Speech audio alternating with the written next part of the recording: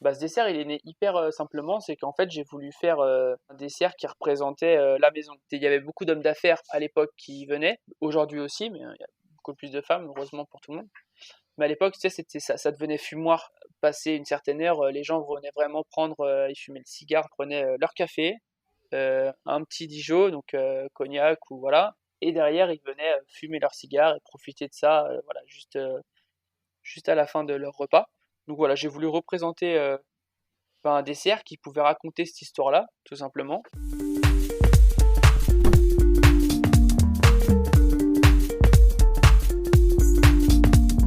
La pâtisserie, c'est avant tout une histoire de goût, de saveur et d'émotion.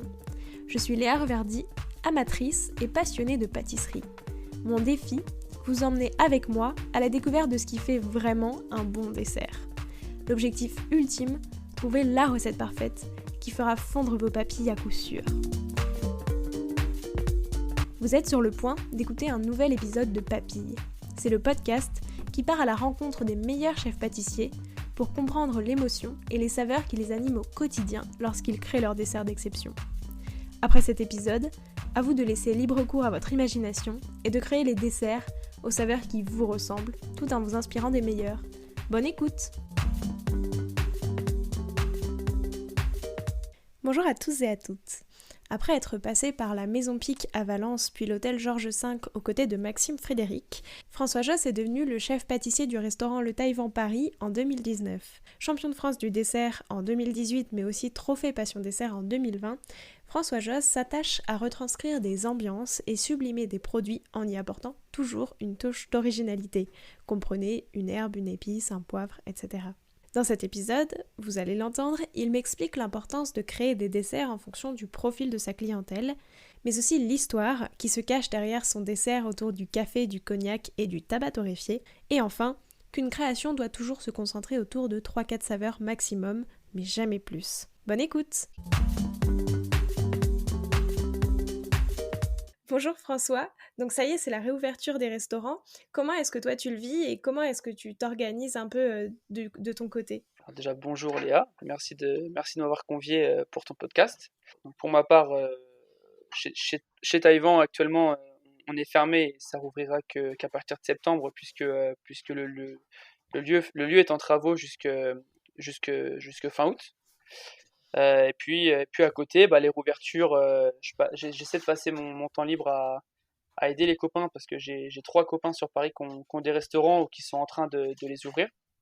Donc j'essaie de mettre, on va dire, mon savoir, entre guillemets, mon expérience au profit de mes amis proches qui en ont besoin. Donc c'est une bonne dynamique, c'est un bon mood.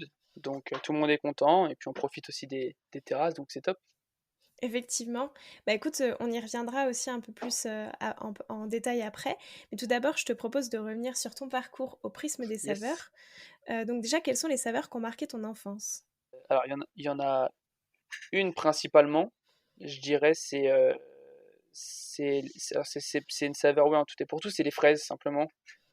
Parce que j'ai un gros souvenir de quand c'est même pas les fraises, c'est les fraises mélangées avec de la chantilly. Parce que j'ai un Mm. souvenir quand j'étais chez ma grand-mère quand j'étais gamin. Et c'est peut-être d'ailleurs le seul un peu souvenir vraiment emblématique de mon enfance. Et quand je remange des fraises à la chantilly, si tu veux, j'ai vraiment ce souvenir-là quand on était avec mes sœurs, tu vois, chez la Ouais. grand-mère où tu pouvais mettre 2 fois plus de chantilly que de fraises et personne te disait rien. Donc les fraises à la chantilly, c'est vraiment la saveur particulière qui me fait retomber un peu quand j'étais gamin, quoi. Et est-ce que ça, c'est quelque chose que tu as essayé de retranscrire un peu en dessert, justement, ces fraises à la chantilly emblématiques? J'ai essayé de le retranscrire. Après, c'est quelque chose qui est. Les choses les plus simples sont souvent les plus compliquées. Oui. Donc j'ai pas fait on va dire, de dessert encore emblématique là-dessus, mais c'est en projet. J'ai un peu fait des ébauches à droite à gauche, donc voilà. Après, c'est quelque chose qui me tient à cœur. Donc le jour où je sortirai, il faudra que ce soit quelque chose de très pointu et que ça plaise au plus grand nombre. Parce que ça paraît basique comme ça, mais je pense que c'est toujours plus compliqué de faire des desserts avec des saveurs que les gens connaissent très facilement, Ouais, plutôt que de faire des desserts avec des saveurs que les gens connaissent pas. c'est Donc, vrai. euh, donc oui, c'est en projet. Après, j'ai jamais fait encore de dessert comme celui-là concrètement, mais ça viendra, ça c'est sûr. Eh ben écoute, hâte de voir ça et hâte de goûter. C'est Ouais. quoi ton plus beau souvenir gustatif?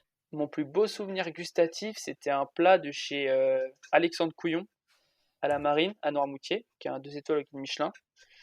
Et simplement, c'était un plat autour des coquillages et des crustacés. Tout ça, c'était pris un peu dans une espèce de gelée un peu bouillabaisse. Et tous les petits coquillages étaient déjà, tout était bien nickel dans l'assiette. Et c'est vrai que tu mettais une bouchée et il y avait. Pourtant, je suis pas très iode, mais ce plat-là, en fait, c'était exceptionnel, quoi. Exceptionnel, hyper bien, hyper juste, tu vois, Ouais. en iode, hyper juste en sel, en assaisonnement. Donc ça, c'est clairement mon meilleur souvenir. Et avant de le détrôner, celui-là, il y a du boulot, je pense.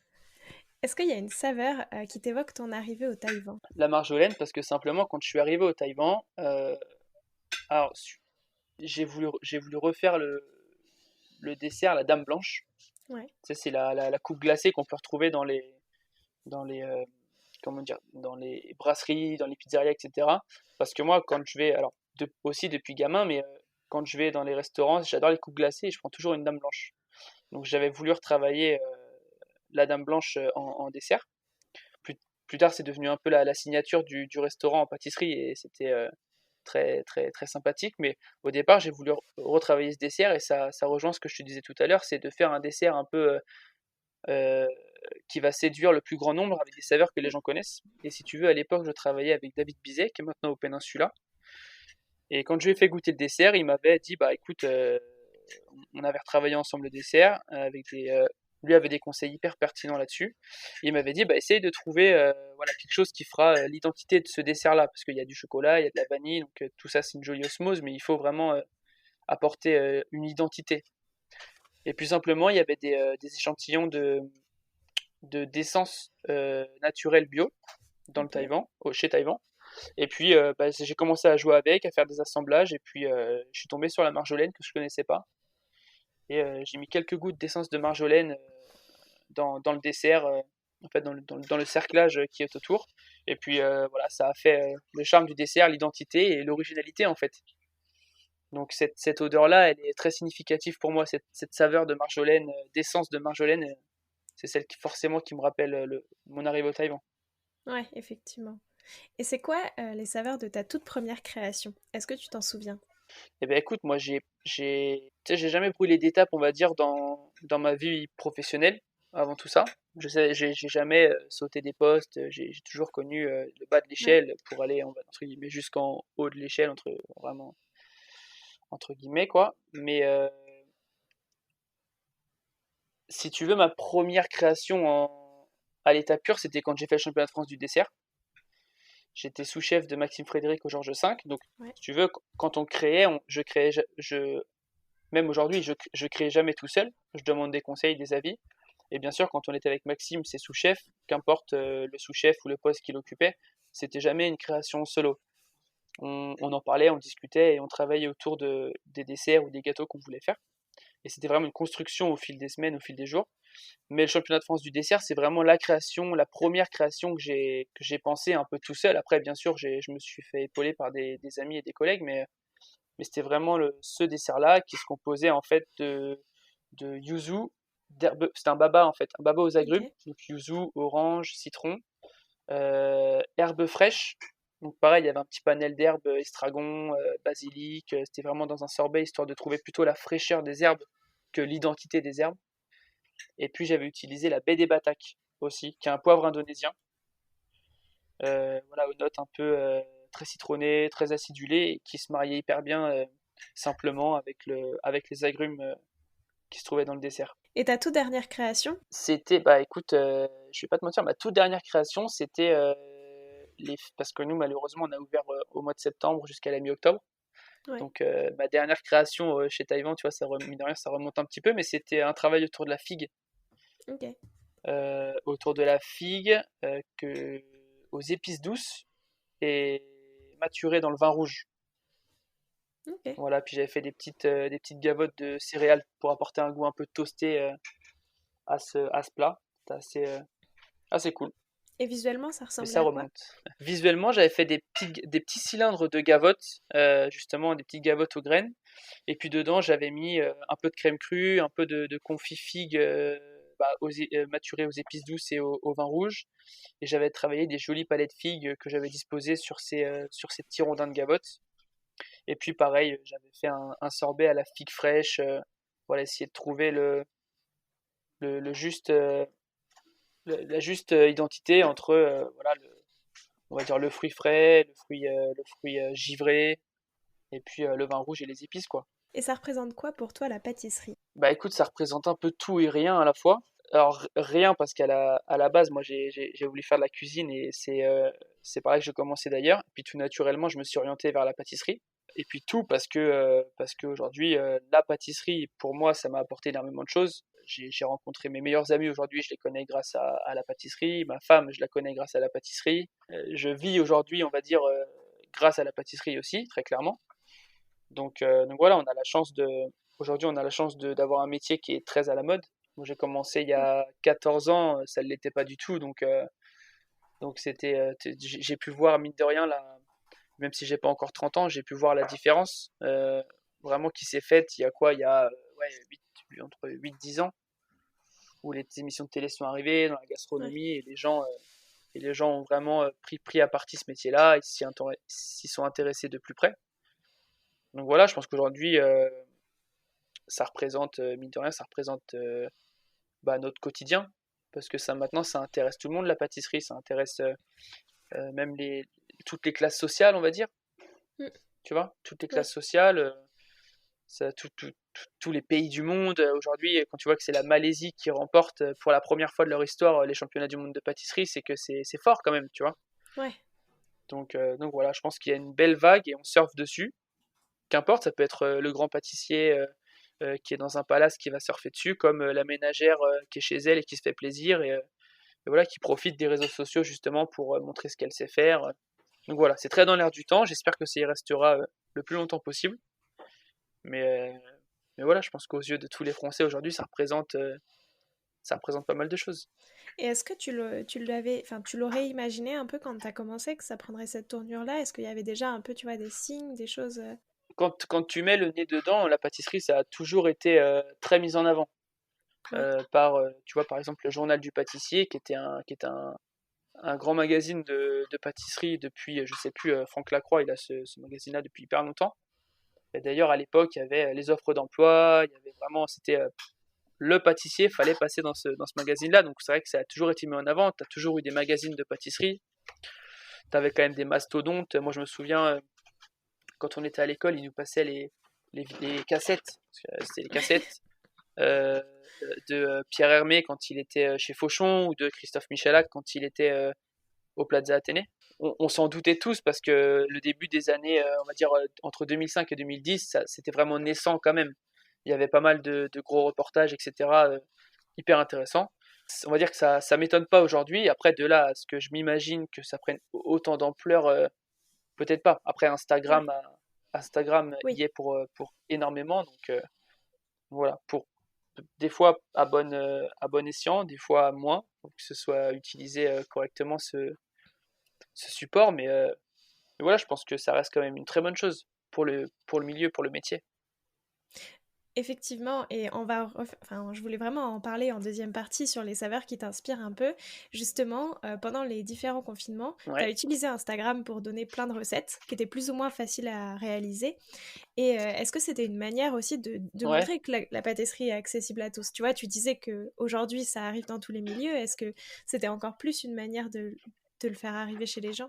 complètement, parce que, et puis ça s'est vu, hein, tu sais, les lives ont hyper bien marché, les gens étaient hyper concentrés là-dessus, ils faisaient leur pain eux-mêmes. Tu vois, Cyril Lignac qui avait une émission qui a cartonné Ouais, parce que voilà, les gens sont hyper, hyper intéressés. Et oui, bien sûr, j'ai utilisé ce support-là. J'ai, comme tu dis, essayé de faire les choses plus ou moins facilement pour que les gens puissent le faire à la maison et même avec peu de matériel ou peu de moyens. Voilà. C'est complètement ça en fait. Voilà, essayer de faire. C'est vrai qu'à un moment on tournait un peu en rond chez soi, donc moi ça me permettait de pouvoir m'amuser et pouvoir permettre aux gens voilà, de se faire plaisir aussi, et puis d'essayer de comprendre des techniques, des petites choses. Voilà, c'est toujours sympa, toujours intéressant, surtout quand c'est ludique, quoi. Oui, c'est ça. Et puis, du coup, on a vu que tu avais un four très high-tech.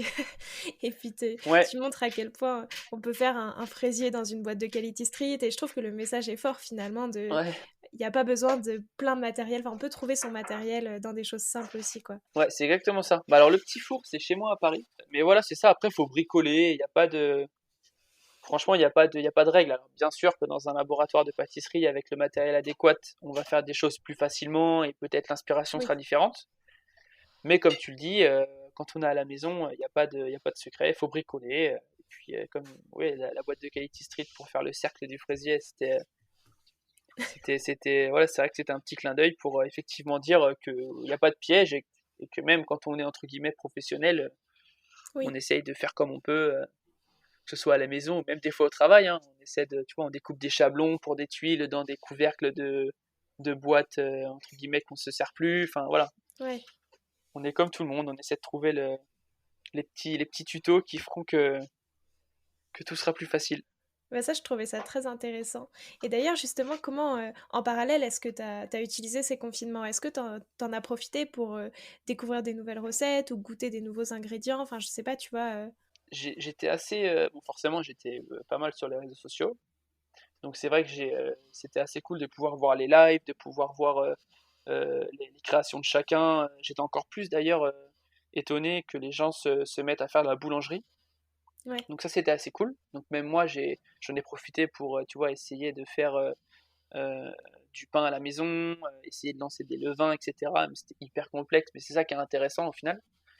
Après, goûter des produits un peu différents, malheureusement non, parce que j'ai pas eu trop l'occasion. Puis j'étais dans la région nantaise, donc c'était peut-être un petit peu plus compliqué. Mais voilà, je pense que c'était là où les supports de réseau étaient sympas. On a pu faire des lives, on a pu faire des petites choses cool, et puis surtout, bah, voilà, découvrir des trucs qu'on connaissait pas, que ce soit même de faire de la pâtisserie à la maison. Moi, avant le confinement, au final, je faisais très rarement de la pâtisserie chez moi, quoi. Comment ça se passe concrètement en temps normal, entre guillemets, quand tu crées un nouveau dessert? Est-ce que tu peux nous raconter un peu comment tu procèdes? Par exemple, tout à l'heure, il y avait ton dessert avec la marjolaine. Là, c'était donc, tu as trouvé un ingrédient a posteriori, mais sinon, comment est-ce que ça se passe? Est-ce que tu pars d'ingrédients qui t'inspirent? Est-ce que tu penses d'abord au visuel? Quand tu es dans un restaurant gastronomique, c'est l'obligation que tu pars de la saisonnalité, tu vois, des produits qui Ouais. s'offrent à toi et qui vont, voilà, qui sont de saison forcément. Euh, et puis derrière, j'essaie de moi, enfin surtout chez Taïwan, j'essaie de partir de produits, de saveurs que les gens connaissent. Donc moi, j'essaie jamais d'excéder plus de 3 saveurs, peut-être 4 grand maximum dans un dessert, sinon je trouve que tu t'y perds un peu. Ouais. Mais par exemple, je vais essayer d'associer 2 ou 3 saveurs que les gens connaissent, ça fait un peu un fil rouge, tu vois.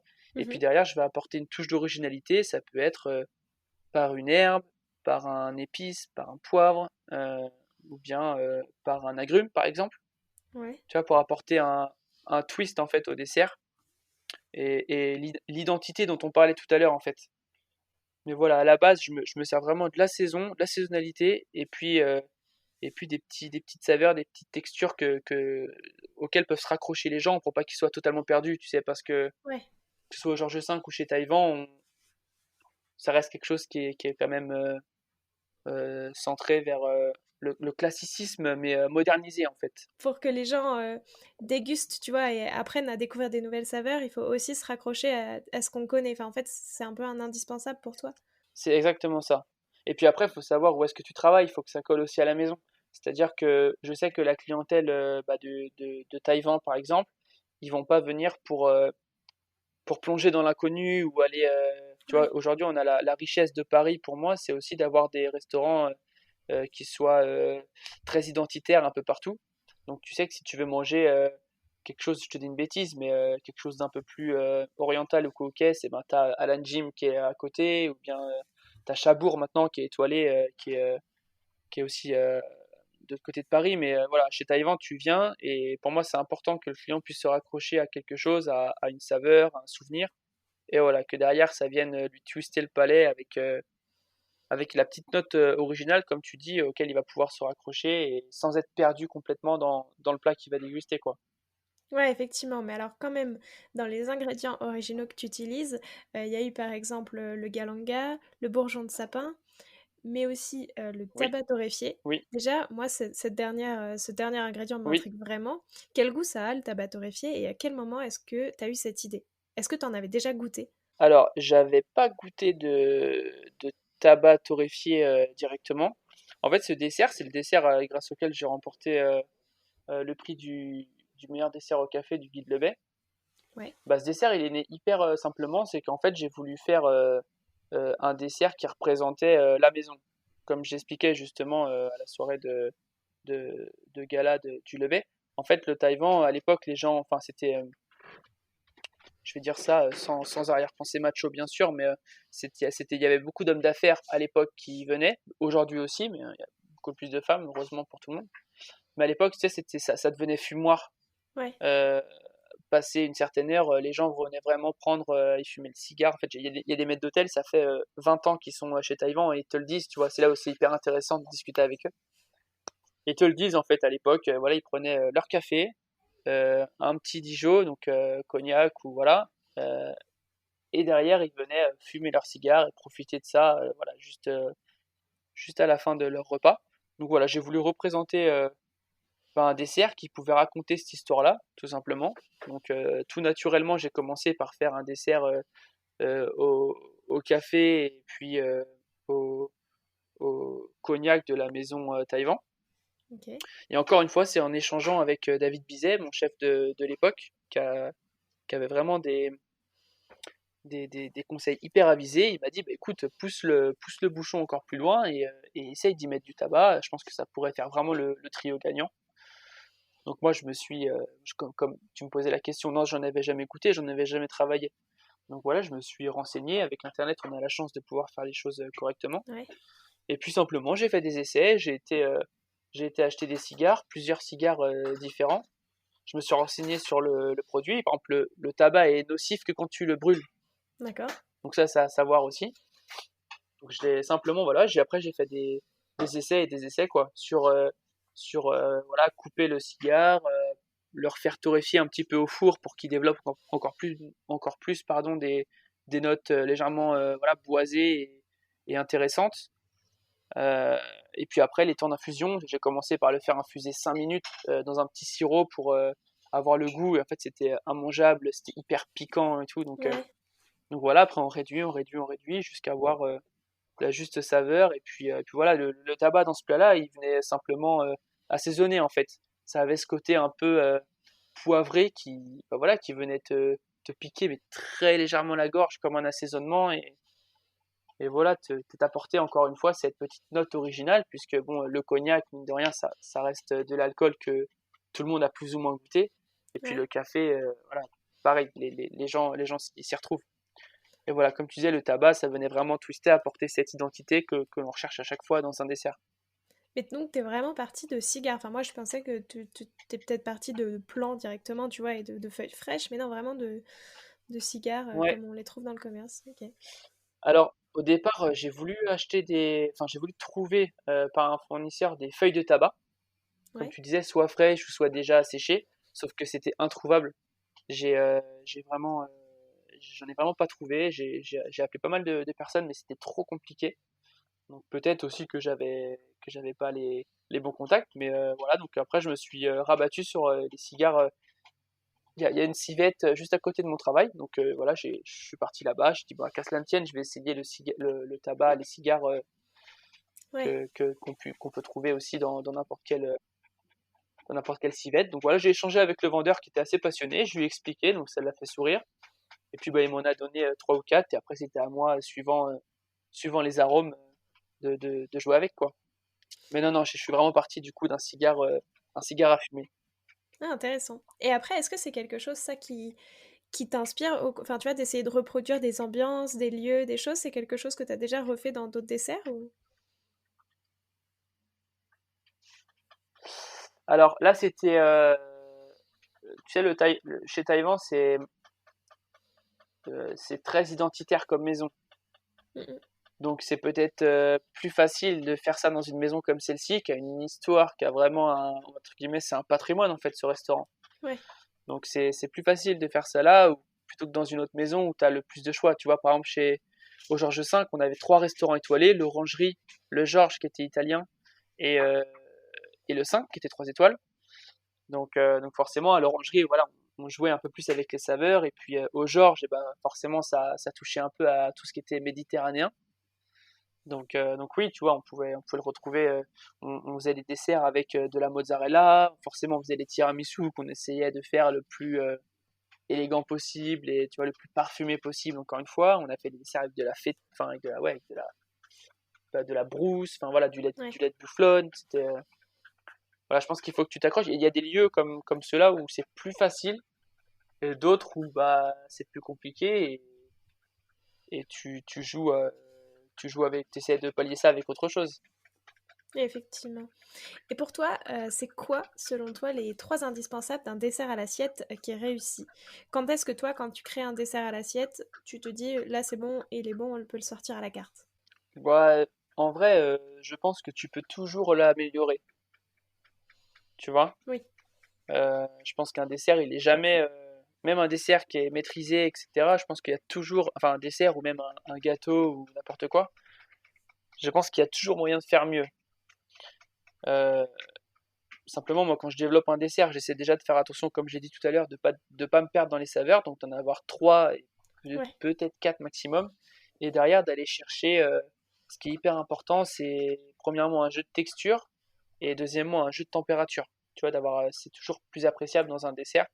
Surtout que quand c'est un dessert à l'assiette, on a la chance de pouvoir faire des choses qui sont éphémères. Tu vois, donc tu peux plus facilement jouer avec des petites tuiles croustillantes, une petite sauce tiède, bah, les glaces, les sorbets ou les granités, tu vois, choses que ouais. tu peux pas trouver dans un dessert en boutique.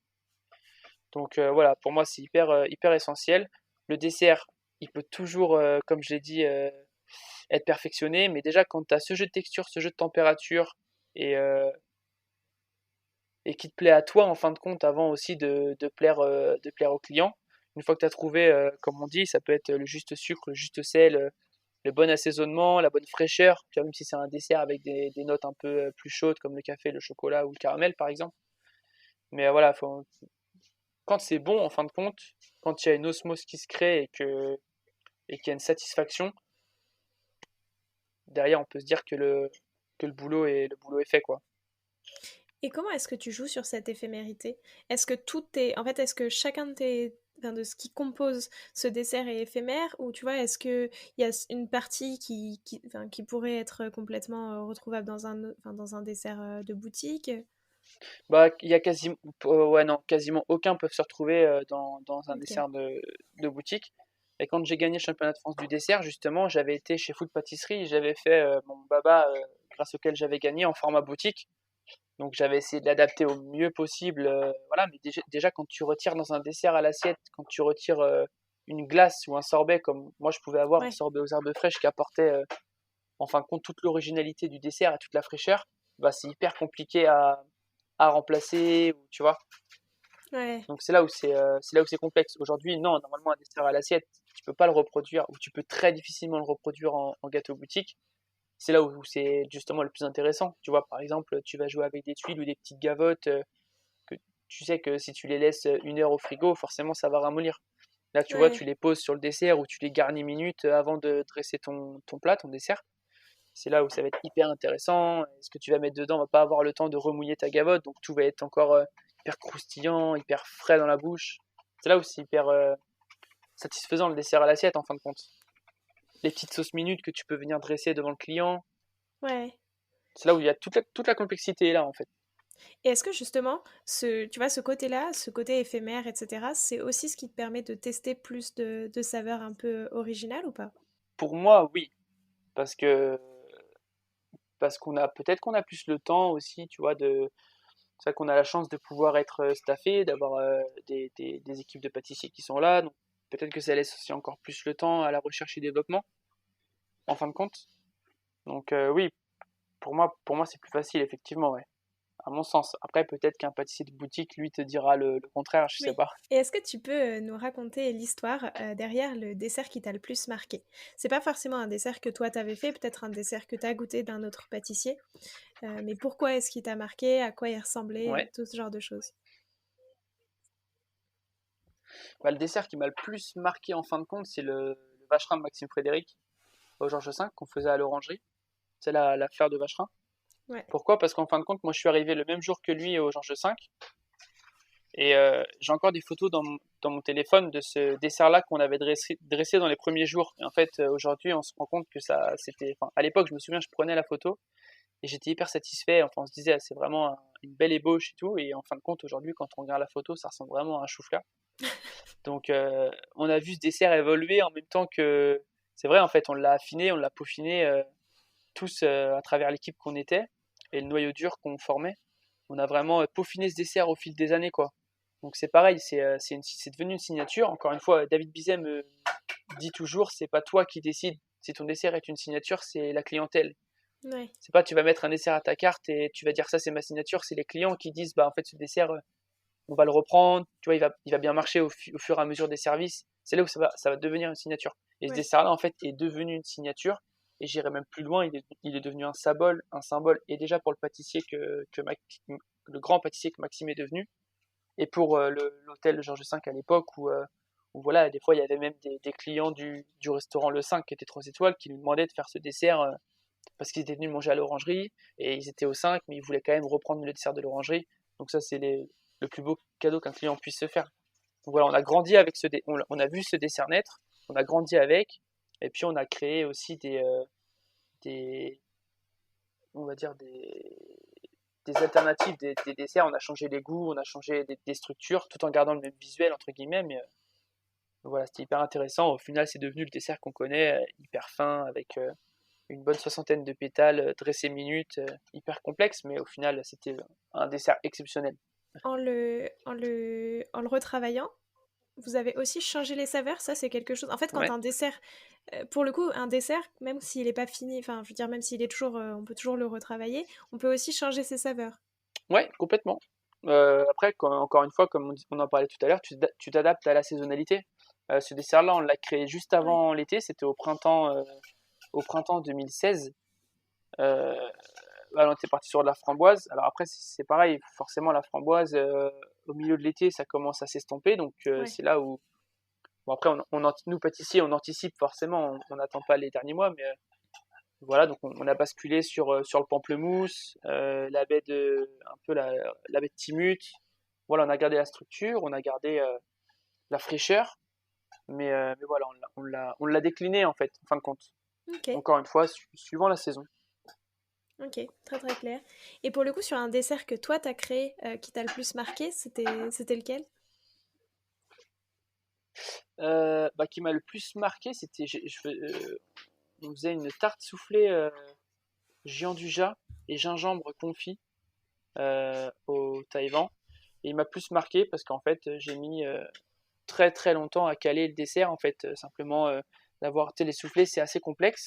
Ouais. Donc là, c'était vraiment avec un fond de tarte dans lequel il y avait du géant du Jat, il y avait des petits dés de gingembre qu'on confisait nous-mêmes. Donc c'est là où j'ai mis vachement de temps à avoir un appareil qui tenait très bien après cuisson. C'est le temps que ça. Des Ouais, fois il ouais, bah ouais. retombait, des fois il se fripait un peu. Donc c'est un dessert que j'ai mis plus le temps à élaborer avec, avec l'équipe. Donc voilà pourquoi il m'a marqué. Après, c'est vrai que c'était aussi une valeur sûre. C'était encore une fois de la noisette, un peu de citron, du jus du jus, donc c'était hyper réconfortant et c'était un best-seller de la maison également. Très bien. Bah écoute, est-ce qu'il y a un ingrédient que t'adores travailler plus que les autres? Il y en a pas un que j'aime travailler plus que les autres, mais il y en a un qui m'intéresse plus que les autres, c'est tout ce qui se rapporte au poivre, au baies, tu sais. Ouais. Euh, je trouve il y a un travail à faire autour de l'assaisonnement avec toutes ces saveurs. Et puis, tu sais, c'est incomparable. Il y a une palette de travail qui est inouïe avec ces produits-là. Et tu peux avoir, comme on en parlait tout à l'heure, un poivre de la baie des Bataques là, qui a une saveur hyper fraîche, hyper acidulée. Et à côté de ça, tu vas avoir un poivre, je sais pas, qui peut venir de Tasmanie par exemple et qui va être beaucoup plus corsé. Ouais. Donc voilà, je trouve ça hyper intéressant. Je trouve que ça twist hyper bien les desserts. Ça, comme on parlait d'identité, bah, je trouve que ça donne vraiment, des fois, un poivre ou une baie peut donner à part entière une saveur à un dessert, ou même à un plat salé d'ailleurs, Oui, ou oui. à un petit gâteau. Et je trouve qu'on n'a pas encore fini d'entendre parler de tout ça, de ce travail-là et du jeu qu'on peut faire avec ces produits-là. Donc c'est vraiment intéressant. Et toi, comment est-ce que tu aimes bien l'utiliser? Est-ce que tu l'utilises plutôt en le faisant infuser, en l'utilisant, enfin pas frais, mais directement comme ça sur le dessert? Toujours directement comme ça. Alors, si je l'utilise en infusion, c'est vraiment écrasé et puis balancé dans un sirop qui va être par exemple pour un baba ou pour Ouais, peut-être poncher un biscuit pour un gâteau par exemple. Mais sinon, en dessert à l'assiette, j'utilise toujours avec un moulin. Tu vois, vraiment ok. le geste du cuisinier, quoi. C'est vraiment venir à la fin. Bah, si tu fais une crème, par exemple, et que tu veux faire une crème, je te dis une bêtise, ça peut être, je sais pas moi, au poivre votre périphérie. Bah, simplement, ça va être toujours plus agréable de faire la crème et venir après, venir avec le moulin à poivre, donner un quart de tour sur ta crème, parce que les saveurs seront hyper fraîches et elles auront pas perdu de leur identité, plutôt que de le faire chauffer et de le mettre dans la crème. Tu vois, ça perd toujours un peu de la fraîcheur en fait. C'est des Ouais. produits, encore une fois, qu'on retrouve, voilà, dessert à l'assiette, le geste du cuisinier, un petit coup de moulin à poivre et voilà, ça développe vraiment toutes les arômes, quoi. Et au contraire, est-ce qu'il y a un ingrédient qui te donne pas mal de fil à retordre, que t'aimes bien quand même travailler, mais qui est toujours plus compliqué à appréhender? J'ai eu du mal avec la Mirabelle. D'accord? J'ai eu du mal avec la Mirabelle. C'est un produit que j'adore à manger comme ça. En plus, c'est agréable. Encore une fois, c'est un produit que tout le monde connaît, que beaucoup de gens apprécient. Mais j'ai eu du mal cette année à l'accorder avec ce que je voulais. J'ai pas réussi à trouver le juste équilibre dans, dans, le- dans la recherche et le développement du dessert. Donc j'ai un peu baissé les bras, je t'avoue, pour ce coup-là. Après, si tu fais trop d'essais, tu te prends trop la tête, à un moment de temps, tu perds un peu le plaisir. Donc, des fois, je laisse un peu de côté et puis je fais autre chose et puis l'inspiration va revenir. Mais voilà, Mirabelle, je trouve ça hyper complexe. Hyper complexe. Ouais, effectivement. Puis Les pour le prunes coup, en général, en fait. ouais. Puis c'est vrai que c'est un fruit qui se conserve, enfin qui se conserve très peu de temps aussi. Des fois, exactement. Et ça fait partie des fruits où tu peux facilement passer plus de temps à le travailler que ce qui va passer de temps à la carte du Ouais. restaurant. Oui. Tu vois, et c'est là où c'est compliqué à gérer, mine de rien, quoi. Et ça, dans ces cas-là, comment est-ce que tu fais? Pour le coup, tu mets au point, là par exemple, admettons, si tu mets au point ta recette de Mirabelle, en réalité, tu la mets aussi un peu au point un an avant pour qu'elle puisse sortir l'année d'après en étant bien calée. Oui, bah, encore une fois, on parlait tout à l'heure de desserts qui se retravaillent. On disait jamais un dessert, il est vraiment, je te disais tout Oui, à l'heure, hein, jamais un dessert est vraiment acquis pour moi. Donc exactement, sur des desserts où il y a des saisonnalités qui sont plus, sur des produits, pardon, où la saisonnalité est plus courte, ouais, c'est juste, des fois tu fais un dessert et puis l'année d'après, ben, tu vas retravailler ce dessert-là parce que tu sais qu'il y avait une belle ébauche et que tu as peut-être manqué un peu de temps pour faire la chose comme tu le voudrais. Ou alors, bah, tu essaies de prendre le produit un petit peu plus tôt, quitte à avoir un produit un peu moins top pour les essais. Mais bon, tu sais que forcément, quand tu tomberas dans la saison, tu auras des fruits qui ouais. seront nickel. Mais voilà, il y a ces deux choix-là, ouais, effectivement. Mais c'est toujours plus complexe avec des fruits dont la saisonnalité est courte, ouais, c'est sûr. Et bah pour terminer cette deuxième partie, j'ai une dernière question. Est-ce que tu aurais un conseil à me donner, à moi qui suis pas Ouais. pâtissière, mais qui aime bien quand même travailler, enfin faire des desserts, et que tu trouves qu'on donne pas assez? Peut-être aussi un conseil que tu aurais aimé recevoir quand tu as commencé. Le meilleur conseil que je peux donner aux gens, même à ceux qui font des fois dans des restaurants qui sont un peu plus simples, parce que moi j'adore aller dans les restaurants, des bistrots, les restaurants pas forcément gastro, c'est Ouais. d'aller à l'essentiel, en fin de compte. Parce que des fois, les gens dans la pâtisserie, ils veulent faire toujours plus, et en fin de compte, ça marche pas. Alors que si tu faisais des choses plus simples, euh, ça ouvrirait beaucoup plus facilement. Des fois, faut pas trop. C'est pas grave si en photo c'est moche et que sur le compte Instagram il y aura 2 fois moins de likes, c'est pas un problème. Mais je pense qu'il faut surtout aller à l'essentiel et puis penser à toi, ce qui te fait plaisir, ce que tu as envie de manger. et l'inspiration derrière viendra automatiquement. Mais vraiment, faire des choses simples quand on commence, c'est le plus important. Pas se prendre la tête et aller à l'essentiel. Merci pour ce conseil. Bah écoute, maintenant je te propose de te prêter au jeu du questionnaire de Proust des saveurs. Donc déjà, si toi t'étais une saveur, tu serais laquelle? Ouais, je serais la vanille. Tu l'imagines comment la pâtisserie de demain? Encore une fois, on revient de plus en plus au classique. C'est comme la mode. Tu sais, des fois, on s'habille comme dans les Ouais, années 80. La mode, elle revient toujours. Je pense que la pâtisserie, c'est pareil. Elle reviendra. Forcément, ce sera plus des sucrés. Et voilà, aujourd'hui, c'est hyper compliqué parce que déjà, il y a toujours des personnes qui apportent des techniques incroyables qu'on n'a jamais vues, des fois des choses simples, mais auxquelles on n'a jamais pensé. mm, Donc, c'est toujours plus compliqué à imaginer parce que pour moi, on est déjà parti hyper loin dans ce métier-là, ce qui est hyper intéressant. Mais voilà, je pense qu'on reviendra aux bons aux bonnes vieilles bases, comme on les aime. c'est quoi ton péché mignon?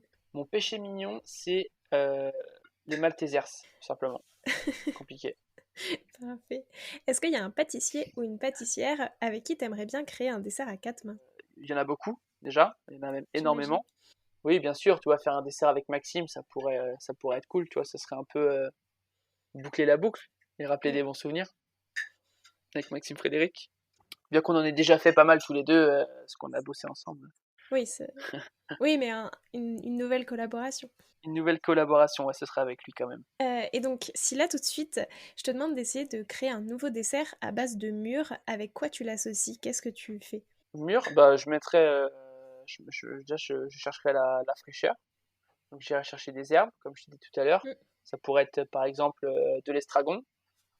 Et puis, euh, et puis aller chercher peut-être un côté un peu lactique aussi, tu vois, comme une petite panna cotta ou une crème un peu acide, tu vois.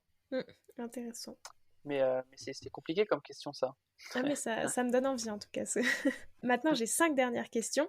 Plutôt printemps ou été? Été quand même. Il y a plus de saveurs qui t'inspirent en été?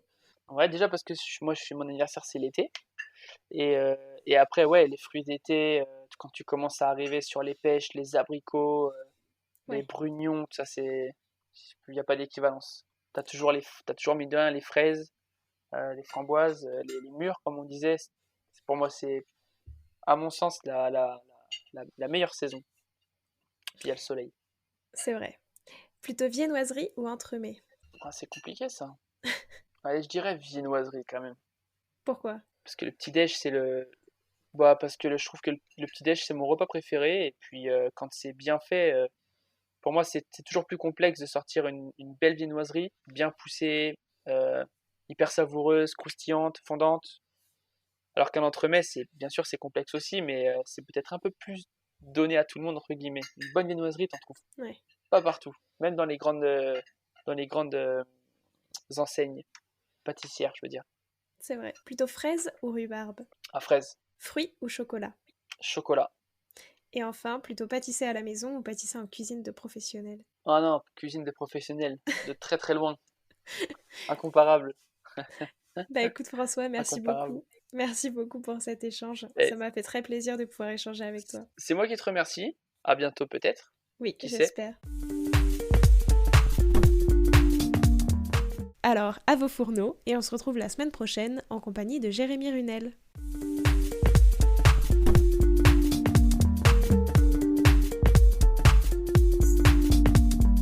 Alors, quel sera votre prochain dessert?